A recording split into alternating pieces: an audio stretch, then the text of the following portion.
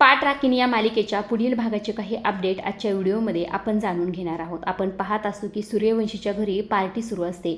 सुलक्षणा आरवची ओळख करून देत असतात। ही पार्टी खरं तर आरवच्या वेलकमची असते। म्युझिक जोरजोरात लावलेलं असतं, त्यामुळे इकडे आलोकला ह्या सर्व गोष्टीचा फार त्रास होत असतो। आलोक जोरजोरात ओरडत असतो, म्हणत असतो हे सगळं काही बंद करा।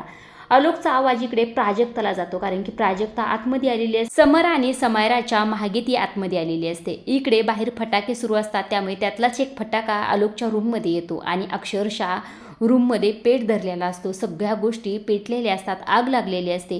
हे सगळं काही पाहून आलोक फार घाबरतो। अक्षरशः तो जोरजोरात वरडायला सुरू करत असतो। आता प्राजक्ताचं लक्ष जातं की ह्याच रूममध्ये आहे कोणीतरी, तेव्हा ती दरवाजा उघडते। दरवाजा उघडता क्षणी आलोक धावतच बाहेर गेलेला असतो। आता प्राजक्ता सुद्धा त्याच्या मागे धावत असते। आलोक सगळ्यांसमोर इथे आलेला असतो। हे सगळं काही पाहून आलोक इथे फार घाबरतो आणि चिडत सुद्धा तेवढंच असतो।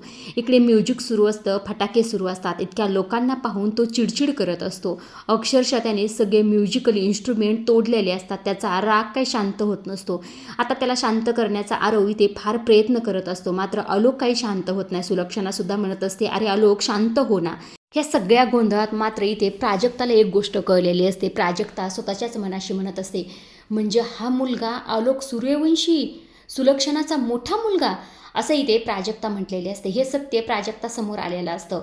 आता हे सत्य समोर आल्यानंतर कोणत्या गोष्टी होतात आणि ह्या सुलक्षणाचा प्लॅन, मास्टर प्लॅन जो असतो प्राजक्ता आणि आलोकला एकत्र आणण्याचा, त्यांचं लग्न लावण्याचा, तो प्लॅन सक्सेस कितपत होतो हे पाहण्यासारखंच आहे। आजच्या पुरतं एवढंच। अशा डेली मालिकेच्या अपडेट प्रोमो जर जाणून घ्यायचे असतील तर आपल्या चॅनलला जरूर सबस्क्राईब करा आणि हा व्हिडिओ आवडला असेल तर लाईक करायला विसरू नका। तोपर्यंत पाहत राहा पाठ राखीन।